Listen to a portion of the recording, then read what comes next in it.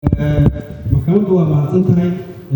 Waxa aan maanta soo jeedinayaa halkan waxaan u joognaa waxa waaye inaan cadaalad ka wada shaqeyno, sharciga fulino, u hogaamino dalka sameynta sharciga. Sartaanka ugu horeeya waa laba dhinac ka kooban yahay. Dhinaca koowaad waxa weeye maxkamaddu awood uma leh inay qaato dacwadan.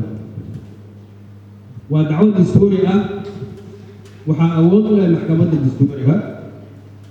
sida aad la socotaan, dacwadan waxay ku salaysan tahay qodobka 12aad ee dastuurka meelgaarka ah ee sheegayo xurriyadda isku socodka iyo deegaanka, iyo qodobka 33aad oo sheegayo go'aanka inuu hado go'aan cadaalada. qodobadaas fasiraadeeda ama kiiska ku saabsan gelintiisa waxaa iska leh maxkamadda dastuuriga ah. waxaa sheegayo arrintaas qodobka 4aad faqradiisa 2aad oo dhahayo fasiraadda dastuurkan hadday noqon lahayd sharci kaso ka hor imaanayo ama go'aan maamul oo aan waafaqsanayn sharciga, waxaa iska leh awoodda dhegaysiga dacwadaas maxkamadda dastuuriga.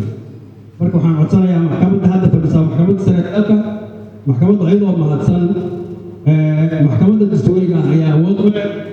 waxaan rabaa marka inaan wax ka fasiro maxkamadda dastuuriga ah. dalkani wuxuu gobonnimo qaatay 1960kii. waxa uu lahaa maxkamad dastuuri ah. waxay hortaagadii kala duwanaa ee la soo jeediyey qodobkii koowaad oo ahaa dacwaddani inay tahay dacwad dastuuri ah oo aanay maxkamadda sare awood u lahayn.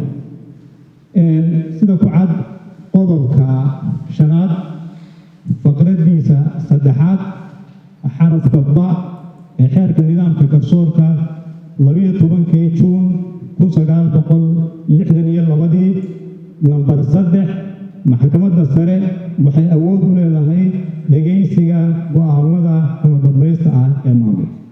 sidoo kale qodobka 10aad isla xeerka faqradiisa 4aad iyo qodobka 11aad faqradiisa 4aad ee isla xeerkaas ayaa iyaguna waxay sii bayaaminayaan inay tahay awoodda maxkamadda sare ee dhegaysiga dacwadaha maamul ee soo baxa.